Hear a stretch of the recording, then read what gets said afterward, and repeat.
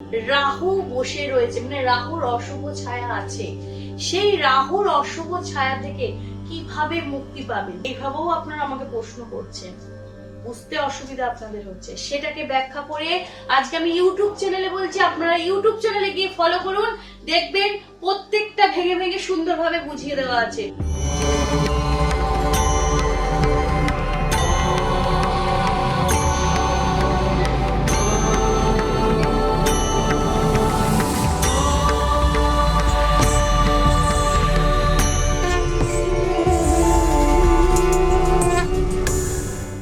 নমস্কার, আমি চন্ডিমাদি বলছি। আশা করি আপনারা ভালো আছেন, সুস্থ আছেন, সচ্ছল ভাবে জীবনযাপন করছেন। আজকে আমি এমন একটি টোটকা বলবো, যাদের জন্ম ছকে রাহু বসে রয়েছে, মানে রাহুর অশুভ ছায়া আছে, সেই রাহুর অশুভ ছায়া থেকে কিভাবে মুক্তি পাবেন।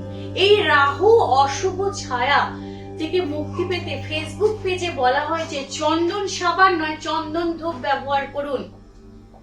এইটাকে কিভাবে শুরু করব, এইভাবেও আপনারা আমাকে প্রশ্ন করছেন, বুঝতে অসুবিধা আপনাদের হচ্ছে। সেটাকে ব্যাখ্যা করে আজকে আমি ইউটিউব চ্যানেলে বলছি, আপনারা ইউটিউব চ্যানেলে গিয়ে ফলো করুন, দেখবেন প্রত্যেকটা ভেঙে ভেঙে সুন্দরভাবে বুঝিয়ে দেওয়া আছে।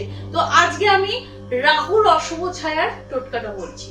রাহুর অশুভ ছায়ার টোটকা কেন চন্দন সাবান বা চন্দন ধূপ ব্যবহার করতে বলা হয়েছে। রাহুর অশুভ ছায়ার সঙ্গে চন্দন সাবান এবং চন্দন ধূপের সম্পর্ক আপনাদের প্রশ্ন জানতেই পারেন, এবং কেউ প্রশ্ন আমাকে করেছেন। তো সেই ক্ষেত্রে আমি আজকে বলছি,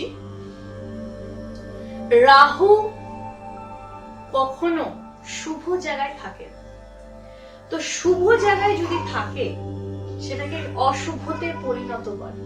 মানে আমাদের দেখবে অনেকের ক্ষেত্রে আমাদের চলার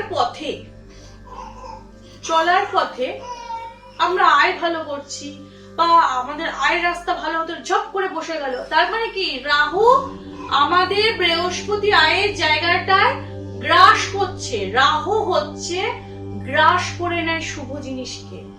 তো শুভ যা জিনিস বদলে, রাহু তো নিজেই অশুভ, তো এই অশুভকে চন্দনের ধূপ বা আপনি গায়ে যদি প্রতিদিন চন্দন সাবান দিয়ে স্নান করেন, তাহলে অবভিয়াসলি আপনার থেকে রাহুর অশুভ ছায়া কেটে যাবে।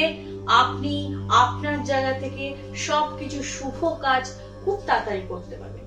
তো এই রাহুর চন্দন সাবান এবং চন্দন ধূপের প্রক্রিয়াটা আমি বলেছি কেন, তার কারণ অবশ্যই বলে দিয়েছি। কিন্তু চন্দন এবং